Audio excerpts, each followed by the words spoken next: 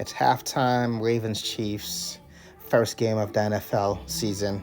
And right now, I feel like they're not running Derrick Henry enough. They're running Lamar Jackson way too much. He's taking way too many hits. It is not in Lamar Jackson's best interest to take as many hits as he has this first half and this first game of the season. It makes absolutely no sense. He's a franchise. He brought Derrick Henry in, a bruiser, for this purpose, to take those hits, make those runs. Need to be deploying the run game through the running backs a whole lot more than the Ravens are right now. And both teams don't look like they're blowing anything away, but the Chiefs are daring Lamar Jackson to beat them from the pocket. And as usual, he's getting out of the pocket too soon. He's making the wrong reads. And the score is indicative of the eye test. The game's not passing the eye test. And I just feel like the Ravens should deploy the run game through the running backs. They have so many of them, not Lamar Jackson. But maybe Lamar Jackson actually can't beat the Chiefs in the pocket. And Steve Spagnuolo knows that, so he's employing that tactics. Lamar, beat us from the pocket, and if you can, then we'll go with that. But as of right now, it's a whole bunch of receiver screens, running back screens, draws, and Lamar Jackson is the focal point of the offense. And the offense is not moving as smooth as it should. And well, kudos to them. We'll see how it goes. Second half is coming up, and I'll give you guys another update after the second half is done. Right? But as of right now, I'm not impressed. This game could be a whole lot more better, a whole lot more fireworks, but it's not happening because Lamar Jackson's your running back for the Ravens, and the offenses are a little bit stagnant right now. So just finished watching the first game of the season, the Ravens versus the Chiefs. The Ravens woke up a little too late, and Lamar Jackson started playing a little better in the second half there. Looked good. They started using the running game and using the running backs more, which was better, and Lamar Jackson started hitting his targets from the pocket, which is the whole idea of a quarterback. And but the last 22 seconds there, I heavily felt they could have had more time, because it's a fourth down situation anyways. They could have had more time had Lamar just spike the ball to give him time to stop the clock. But they didn't. They ended up throwing the ball up to Likely, and Lamar threw the ball a little too high, and Likely was not protected going for that ball. I didn't think that was a great pass from Lamar to Likely, because number one, you didn't protect your own teammate, and number two, you had an opportunity to spike the ball and stop the clock, and you didn't play to that advantage, which would have given you would have had 2 more downs to work with, but you decided not to. I think that's what lost you the game, inevitably. But in the future, you live, you learn. The Chiefs won because they played a more complete game-ish, even though Patrick Mahomes had a interception, but they played a more complete game as a team. Offense, defense, and special teams, they all came through. And the fact that Justin Tucker missed a field goal did not help the Ravens' cause. The Chiefs came and played a complete game, and we expect nothing less from the champs. And they're going to get everybody's best shot this year, especially because teams don't want them to repeat, and they're hoping to stop them dead in their tracks. So Chiefs, Xavier Worthy, a very worthy pick. And he showed that today. It had 2 touchdowns, 1 running, and 1 catch, one thrown to him. So the Chiefs are humming on all cylinders, it looks like. They're playing a complete game as a team, and they're putting in all their best efforts. That's it. As I'm watching the games, the game that I'm focusing on completely right now is the Cardinals against the Bills. And right now, Josh Allen seems to be playing hero ball, and the Bills defense seemed to just not be able to have an answer for Kyler Murray. Kyler Murray seems to be a little faster than the Bills defense. Defensive backs, safeties that are coming down for help. Kyler Murray seems to just be super fast, and I don't get it. But anyhow, even when they have a spy on him, he seems to have a step on the spy. The spy should be able to have a step on him because you're already in motion and you know where Kyler's going to be, and you already have, you're watching him, basically. But Josh Allen, stop playing hero ball. Trust your skilled position players to do their part, and let's see where the game goes. But some of the games that are going on also, a little surprised. The Saints are whooping on the Panthers. It's terrible. It looks terrible. And the Giants are losing heavily to the Vikings. And, of course, Joe Burrow and the Cincinnati Bengals are losing to the Patriots. Shocking first half so far. But I'll be back in the second half. I'll be back for the second half analysis, but this is my first half analysis of some of the games that I've been paying attention to. But mainly the Bills, they're giving Kyler Murray a little bit too much rope, and you don't want this home game to get away from you. It's your home field. It's your turf. You know how you know the ins and outs of that stadium, of that field. So go get Kyler Murray, man. Stop having him. He's fast, but if you're spying him, you need to be faster than him because you can kind of see where he's heading or where he's going or what he's kind of thinking because you're looking at him. You're spying him. Game just ended. The only thought in my mind was, wow. Detroit's really, really super, uber aggressive. They went into OT and they just ran the ball like 4 or 5 times. Bang, bang, bang. And their running backs, David Montgomery, was running like a bat out of hell. Nobody was gonna stop him. Nothing was gonna stop him. He just took it to the Rams defensive line. Oh, you thought this was a game? Nah.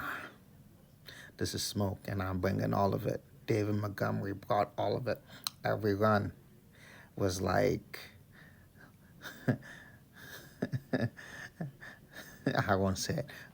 Every run was like he's stomping on his haters. Like, yeah, I brought smoke. You want smoke? I got it all for you, man, for free smoke. But congratulations to the Lions. If this is how they're going to look for the rest of the year, the league's been put on notice because that aggression that they're playing with, it's going to be a financial decision some people are going to make. And they're going to choose to abstain from that violence. They don't want that. The financial decision for a bigger contract in your future and abstain from violence. Most teams are not going to want that. And they're going to get punched in the mouth by the Lions. And they're going to be like, yep, we're good. You got it, Lions. You got it. Hey, Aaron. Aaron and the Jets. Father Time is undefeated. I don't know what you thought this was. Father Time is undefeated, and the 49ers are your kryptonite. You've lost them when they were with Kaepernick and Coach Harbaugh, and you're losing to them when they're with Coach Shanahan and Brock Purdy. Without their great running back in Christian McCaffrey, they still spanked on you on Monday Night Football. So maybe, I don't want to be hyperbolic here, but maybe it's time to hang it up, Aaron. Put the cleats up, go down to South America or something like that, go back in those huts and do that thing that you do, hallucinate a little bit, but this ain't it. But maybe you come to find it out sooner than later. You have a great team around you. For some reason, though, the defense did not come to play in the second half. The Jets' defense did not come to play in the second half because San Francisco's running game and pass game was running through you like a hot knife through butter. Par like a hot knife through butter. Saute, boys, saute. They cooked y'all. It was good for me in fantasy. I loved it. But I also feel bad for the Jets because right now, after week one, the conclusion of week one, you guys at the bottom of the basement. Well, it's an 18-game season, so there's a lot of life left. So, I could be hyperbolic week one, and the conclusion to week one, you guys didn't look so great. But maybe you'll pull it out of the basement. And that's if everything goes as smooth as it should and no injuries and whatnot. But enjoy. Happy Tuesday. Happy Friday the 13th to those of you that recognize that day. But I don't, nor do I care. Just go about your life and let things work themselves out. But you can see behind me there, you got Buffalo Bills, you got Tyreek Hill and the Miami Dolphins. The Miami Dolphins almost lost their first game, and they played against a formidable foe in the Bills last night, and the Bills they played complimentary football, team football. They played a game that was more team-centric and team-focused. And I'm not being hyperbolic here, but this is the way the Bills need to play if they want to win and continue to win. And sustain the win, not just continue to win, but sustain the win.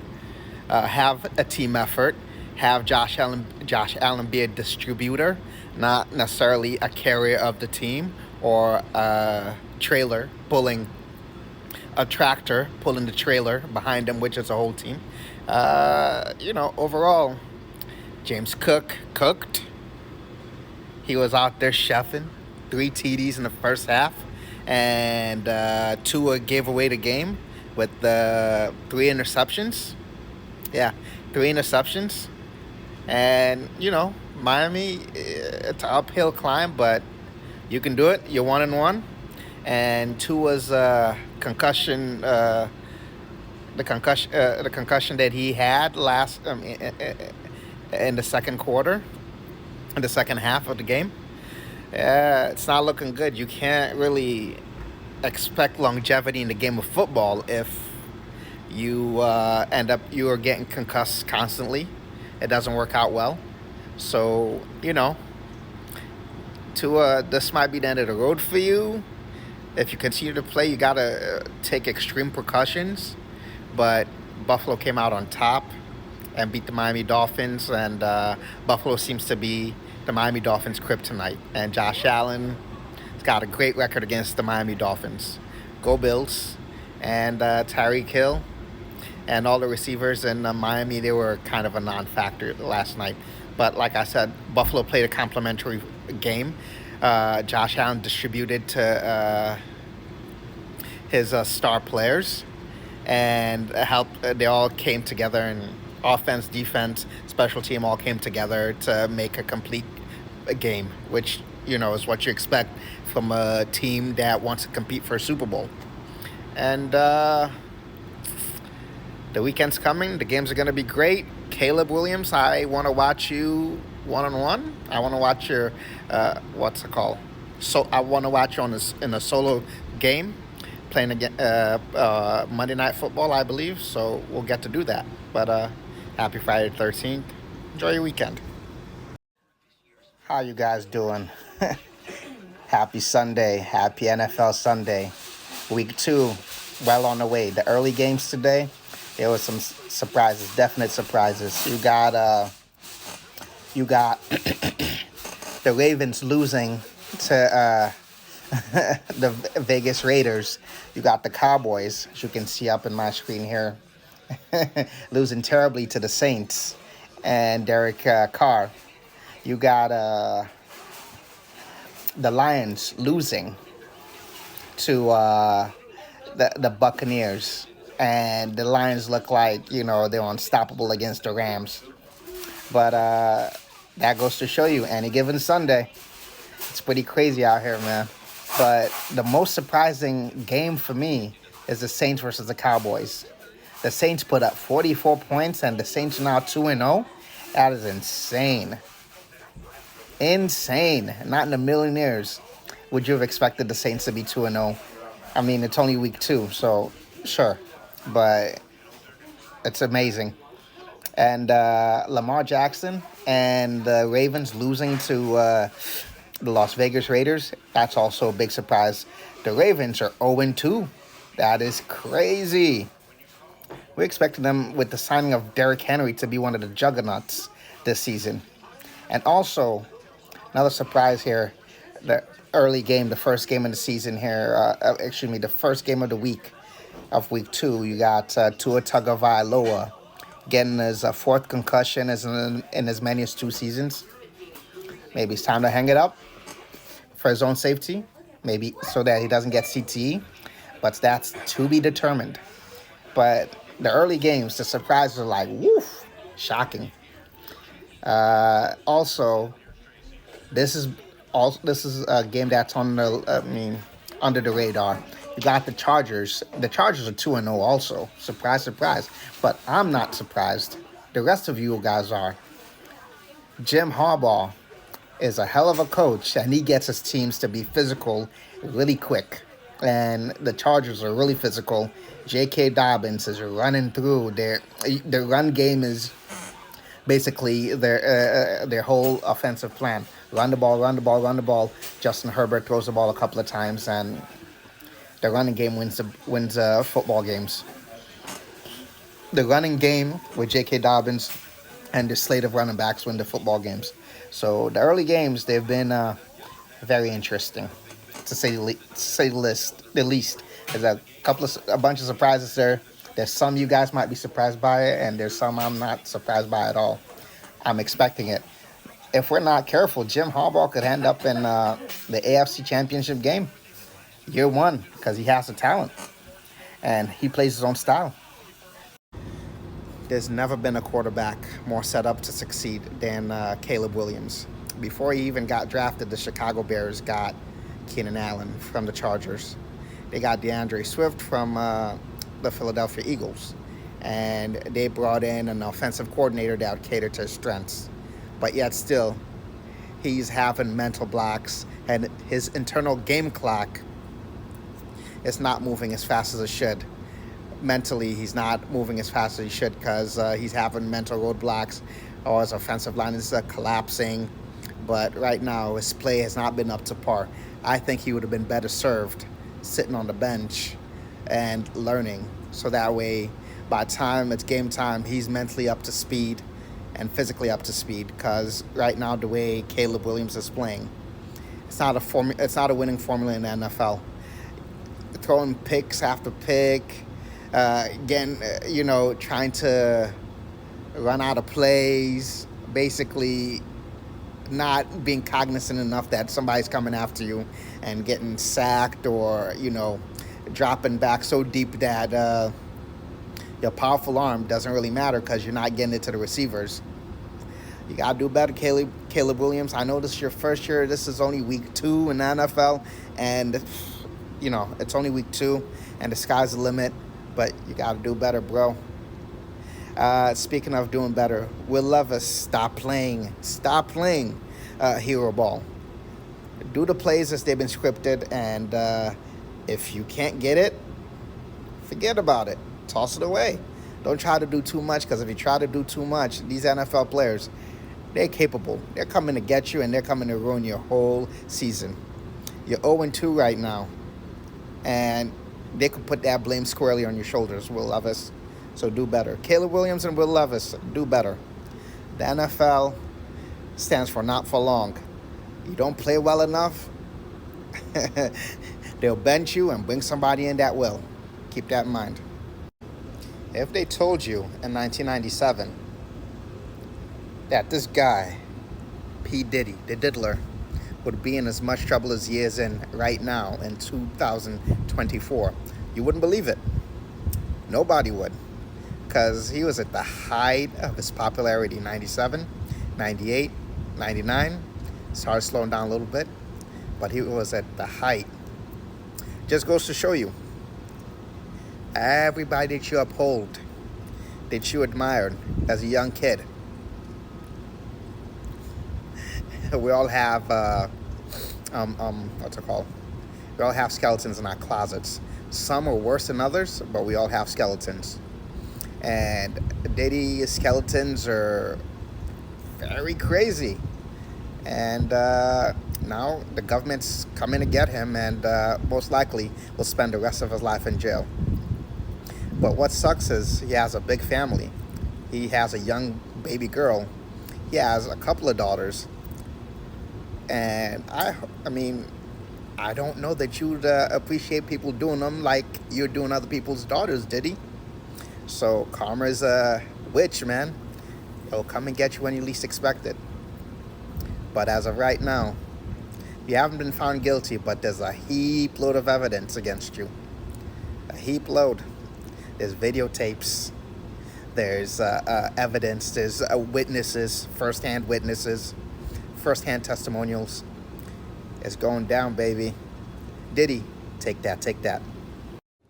You know how you hear a story and you don't hear the full story, and you have this idea about the story, but it was never completely finished? Well, one of those ideas was about Walter Payton's career. Walter Payton, I thought Walter Payton had a short career. The way the media talked about him, the way the pundits talked about him, I thought he had a short-lived career like Bo Jackson, but that was not the case. Walter Payton played a full career. Walter Payton retired in 1987. He was also known as Sweetness, played for the Chicago Bears. That's a Bears jersey. Played for the Chicago Bears. I always thought that Walter Payton had a short career like Bo Jackson, but that's not the case. He retired in 1987 and lived all the way up to 1999 when he passed away. And I mean, he was inducted into the Hall of Fame in 1996.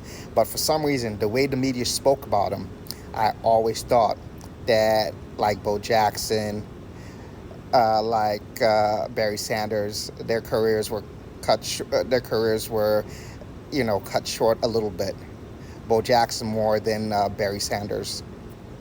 And all along, I was going with this idea that, he would have been even better had he continued to play, had he been allowed to play, had he not gotten sick and died. But he was far removed from playing, and boom, mind blown. That's all I have to say. When you see a picture and it speaks 1,000 words to you, and people go up on a podium and tell a completely different story, kind of makes you wonder. Last night's Thursday night game, Aaron Rodgers scores a touchdown against the Patriots. They're up 2 touchdowns, basically. He goes off to the sideline. His coach shakes his hand because, hey, good job. We're moving the ball. We're going to win this game, or we could win this game. And the coach shakes his hand, but then the coach goes to go give him a hug. He pushes the coach away. And we're all just expect to believe that that is, hey, protect this lead kind of conversation. I don't believe so. I believe there's something deeper underneath there. But we have 15 weeks to let this unfold. See where the Jets land. The Jets played against the Patriots, and the Patriots really can only win one way: play strong defense, and run the ball. Because Jacoby Brissett is not that kind of a quarterback. He can't dig you out of a hole. So, and Rodgers and the Jets win the game, and but it doesn't look kumbaya over there. Aaron and Robert Saleh, head coach of the Jets, don't look like they're on the same page. And all throughout the offseason, there's been rumblings going on that, Aaron left the team and left the participation part of it, the mandatory participation part of it, and went to Egypt on a trip for whatever reason without an excuse. So right now, yes, the Jets are 2-1, but I don't know how the rest of the season is going to play out with them, because you and your head coach not getting along is kind of a big deal. Doesn't look good for you. The Patriots will be the bottom dwellers in the AFC East. But Aaron, whatever story you and Robert Saleh are trying to sell to us, the fans, we're not having it. The Thursday night game, there's a lot more questions left than answers. So we'll keep an eye out, man, and see how this whole season plays out for the New York Jets. If they, what's it called? If they show promise, or they fall to the basement of the AFC East. It's left to be determined. I want to start off by saying this. Yesterday, I fully expected the Falcons to come away with the win against Kansas City. But Kansas City is a champion. Kansas City is a survivor. Kansas City knows how to push the right buttons when the time comes. And that's what they did yesterday. Yes, Kansas City's defense had a pass interference against Kyle Pitts in the end zone there, which could have given a first and goal to the Falcons. But the refs didn't see it. And every now and then, as a championship team, you get together with certain things, and that's what the Falcons did. They got away with the fact that it was a pass interference, and there's nothing the Falcons could have done about it. The refs didn't see it. They couldn't review it because it was late in the game. And Kansas City came away with the win, as a champion would do. And that's how championships are made. That's how champions are made. Because Kirk Cousins and company did come to play. Raheem Morris and that defense, they did come to play, but they just didn't execute at the high enough level that they didn't execute at a high enough level that Patrick Mahomes and the Kansas City Chiefs offense and defense, and Rasheen Rice basically carried that offense, operated on. And Kansas City is going to get a lot of teams' best effort every single game. That's just how it goes. And every now and then they may escape with the win, but as the seasons continue, they may not. But they're right now 3-0. Like the victory parade continue. And they're two-time Super Bowl champion back-to-back, and everybody's gunning for Kansas City. And every opposing fan from every opposing team is going to say the refs are playing for Kansas City. The refs are in Kansas City's pocket. That's not the case. The refs are not. And, that's just how it goes. When you win, we have to find a reason why you win, instead of giving you the compliment that you need, giving you the compliment that you deserve. That is the conclusion of Week 3. We've had a pretty good gauntlets of games. You got the Saints against the Eagles. You got the Bills against the Jags. That wasn't really that big of a game. You got the Commanders against the Bengals. You got two undefeated teams that went head-to-head in the Steelers and the Chargers. The Steelers came out with a win, and the Chargers are down a quarterback. The Eagles, pretty happy that they signed Saquon Barkley, because Saquon Barkley ended up saving them against the Saints. But the Saints did come out looking like gangbusters. And the Eagles got a long road ahead of them, because they're playing a little too tight, and they need to bring it all back in together. But the game that surprised me the most during the Week 3 starting was Baltimore versus Dallas. Baltimore recently paid Lamar last year, so he's pretty well paid, and they started out the season 0-2, and that momentum they stopped the skid by beating the Dallas Cowboys. The Dallas Cowboys, they just dumped a whole lot of money on their offense, and it's not looking good. They're 1-2. They beat the Browns, and that looked very good. They came out looking like gangbusters, and the Browns got smashed. And then the Cowboys lost to the Saints. The Saints routed them and smashed them. That didn't look good. You got Dak being the highest paid quarterback in the league right now, and it's not looking like it at all. Come on, Dak. You got to show up and show out. And the rest of the team has to come together and play well together. But they've always said Dak's success was Dak's success was heavily hinged upon a great running game. And right now they don't have a great running game, and Dak cannot be your guy to lead you all by himself. If he does, you end up lacking in areas that you need to not lack in, a la the running game, a la Dak passing way too much and being behind. So the Dallas Cowboys need a balanced offense in order for their success. But the Ravens, back to them. Lamar Jackson starting out the season 0-2 did not look good. Because coming into the season, people are like, oh, they signed Derrick Henry. They're supposed to, go all out. They're supposed to be a team to beat. But, I mean, it's early. But they didn't look too good. But they came out with a big win, a needed win, and hopefully they can head in the right direction. Jim Harbaugh and the Chargers, they came out to the Steelers, and they lost in a ground and pound, tough, nasty offensive battle. Three cloud and a dust. I don't know. I don't remember that saying.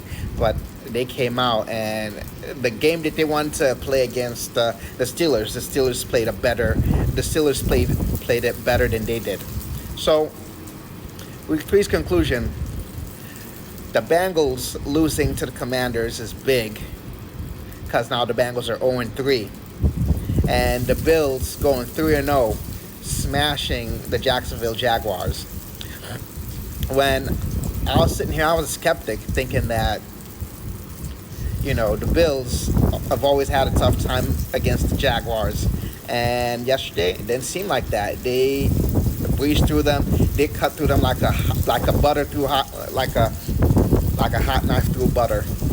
So all in all, week 3, the conclusion of week 3, there's some great games, some big disappointments, and some more to look forward to. And also, the biggest surprise so far is the Minnesota Vikings and Sam Darnold. They're 3-0, and they've beaten some pretty good opponents. They beat the Houston Texans. They smashed them pretty good. And then they beat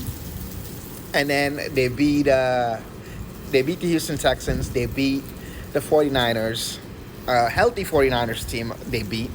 And then I don't remember who they played their first game.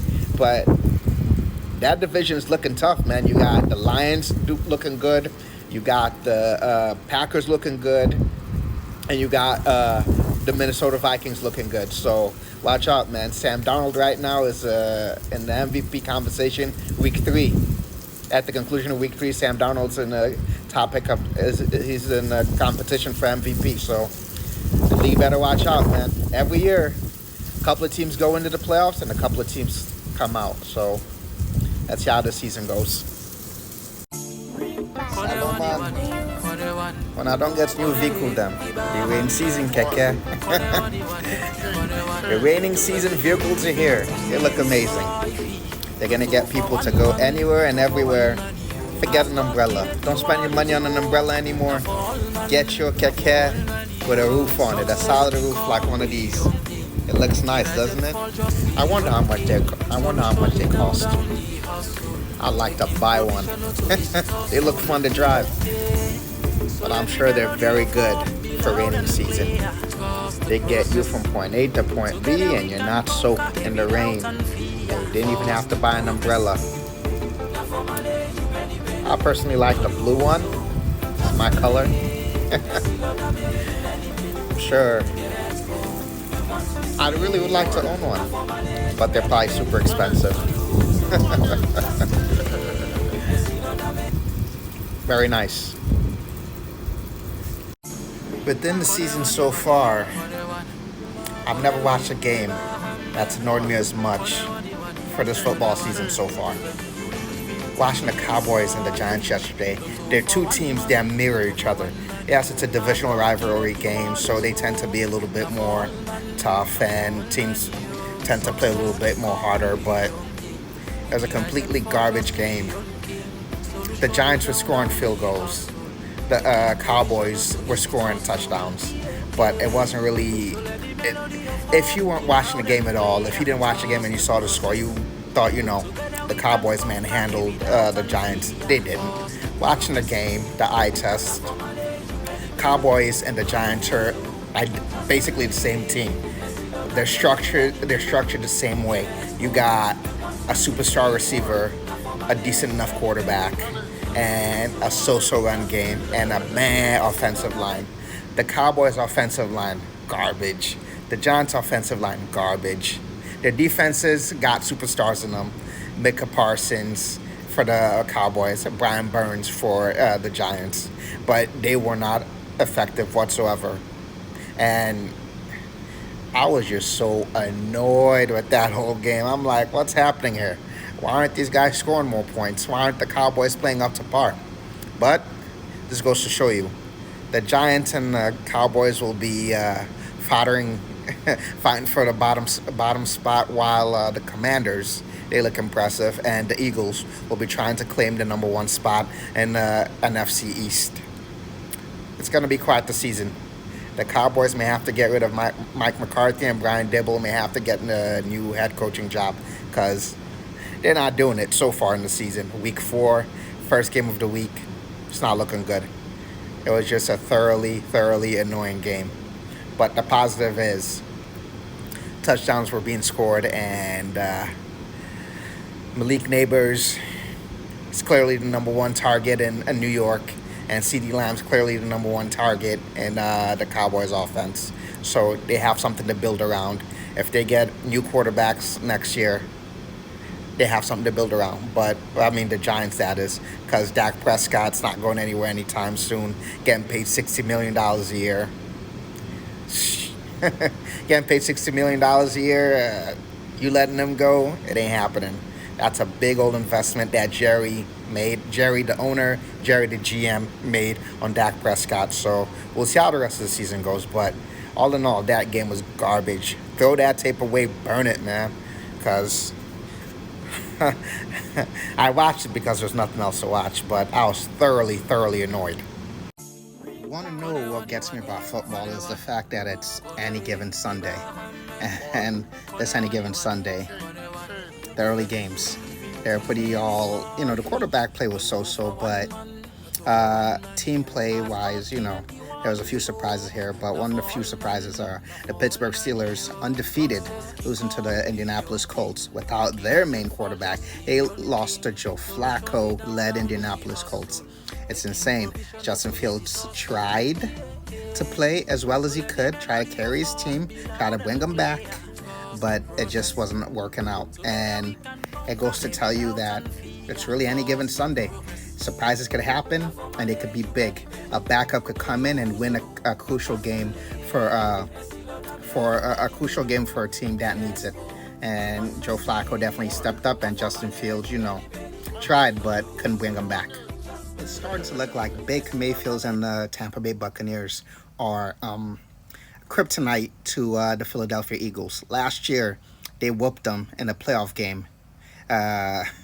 They whooped them in a playoff game at home, and the Bucs came out like gangbusters and just controlled the game from beginning to end. And the same thing happened today, where the Bucs came out, jumped out to an early lead, 2 touchdowns, and you can't help that when a team just plays you well and matches up with you very well. And right now it's looking like Baker Mayfield and the Tampa Bay Buccaneers match up very well against the Philadelphia Eagles, no matter who they have on their roster, no matter what. And Jalen Hurts tried.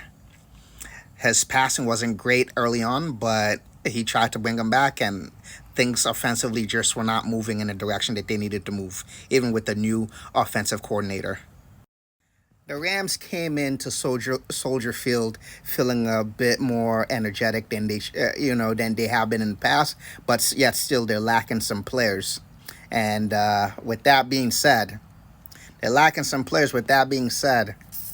they walked into Soldier Field and left with a loss. And Caleb Williams his weapons are coming back. He had Keenan Allen today.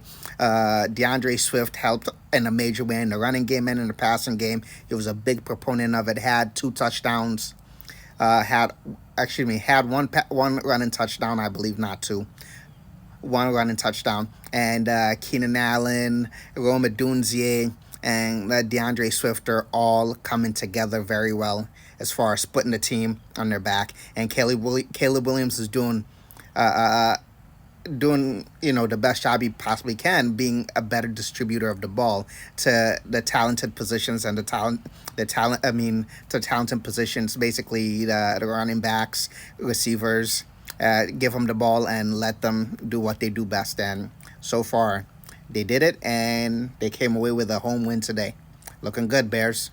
There was early expectation that the Saints were going to come in as gangbusters and unstoppable and whatnot. And the way they dismantled the Cowboys, the way they took care of Dak and company and their running game, it looked like the Saints couldn't be stopped. And they went up 2-0 in the season. Definitely look like they can't be stopped. But now they had a divisional rivalry game against the Atlanta Falcons, and the Saints can be stopped. They're not the Saints, they're the Aints. Derek Carr, the Saints were winning in spite of you, not because of you. But in the beginning, you had us fooled. The Saints were winning because of you. So I guess you guys gotta go back in and reassess yourself. Let's see where the game takes you. It is really looking like at this moment in time, Bo Nix is more of a game manager than a game general, really. But that makes sense. Aaron Rodgers and company came in here. It was more of a defensive battle, really, looking at both teams. It was more of a defensive battle than it was an offensive explosion. The score was 10 Broncos, 9 Jets. And Rodgers tried, but at the end, the offense is a little gun shy. They couldn't do what they needed to do. They couldn't get to where they needed to get to. They couldn't get the ball to the players that they needed to get it to, a la Wilson. So these things happen. But the Broncos defense came out and balled out, and the Broncos offense, Bo Nix and company, Bo Nix did just enough to get the win. And, they had a few explosive plays here and there, but it wasn't like anything to blow you away to be like, wow, watch out for Bo Nix. It was more like, oh, okay, he did that, and that's cool.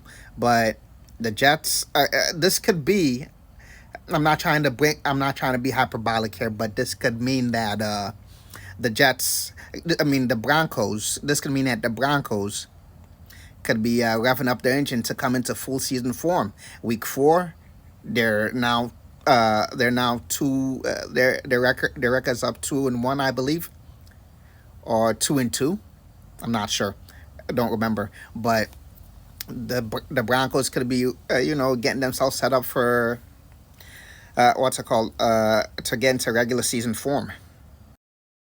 Looks like the Packers should have let Jordan Love, cook up a little bit more and let Malik Wallace take on this game, because Malik was having a good outing in a couple of games that he played, and it wasn't looking bad. And Jordan Love might have needed a couple more days to heal up, but he came out and played. The Minnesota Vikings are still undefeated, and they're now the king of the hill in the NFC and NFC North, and then yeah, and the NFC North. They're the king of the hill right now. They're 4-0 in Week 4, and nobody could touch them. And Sam Darnold is looking like an MVP candidate. He's playing like it, and the offense is basically what's it called? Cater. The offense has been built to cater around Sam Darnold's skill set, and that's looking good. The Green Bay Packers, they're a tough team. Jordan Love battled. He battled really hard, and things are looking good. And we'll see where they go. But the Vikings are not to be doubted. They got 2 good receivers, a decent running game, great defense, and things are just going the way they're supposed to. And everybody's doing their job. Like Bill Belichick used to say, do your damn job, do your damn job. And the rest will take care of itself. So great first part of Sunday, the Sunday games, the Sunday afternoon games. And we'll get back to you in the evening for the evening games. The main games coming. The Chiefs and Baltimore Ravens and the Bills. Fan Faces Plus, baby. We outside. Follow. Tell a friend. the dust has settled, and Buffalo played quite the game. They tried, but they just weren't as physical as Lamar and company. Derrick Henry came to play. He came with that bruising running style, and there's no way Buffalo is capable of keeping up punch for punch, blow for blow. So this is one of those burn the tape kind of games. You played as bad as you could have played, and it couldn't get any better, so you burned the tape and look ahead to the next games coming and perform better. But it's better that this happened in week 4 versus first week of playoffs, and you face a Baltimore Ravens team with black Air Force energy, and they give you all the smoke like they did, and they just surprise you and take you off your vibe. So burn the tape, Buffalo, and come back strong. To start off with, this game was just a dumpster fire. Miami no longer has a quarterback. Tua is in concussion protocol, and you can't bring him back. And Will Levis, he's just a bum. They took him out. They benched him yesterday. They benched him in this game. So both teams are just spiraling down and burning down and just going out in a blaze of no glory. A blaze of no glory. That's what's happening here. Miami has all these toys, but they don't have a quarterback. Tennessee has Will Levis, DeAndre Hopkins, and the guy that they received from the Jacksonville Jaguars, but nothing's coming together as it should. Well, I believe these two teams are not playing for next year, not this year anymore, because they're not competitive whatsoever for this year moving forward. So on to the next. Miami stinks. Tennessee stinks. If you're playing in fantasy, you just put a defense. You just put a defense that's going against Miami or Tennessee, and your defense is going to come up big for you in fantasy football. 3 undefeated teams got knocked out this week. Buffalo, Pittsburgh, and now Geno Smith and and the Seahawks. And the tail of the tape here is the Lions. Their running game, their offensive line is really the story there. Their offensive line is full of bruisers, and they're tough. That's really how they're going to win the games, deep in the trenches and just take it all in.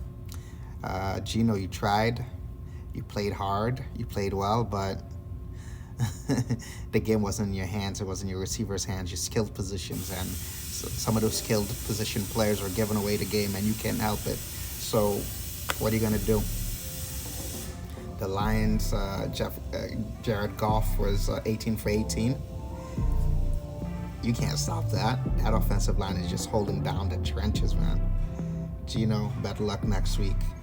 You get to restart, get to hit the refresh button, and keep it pushing.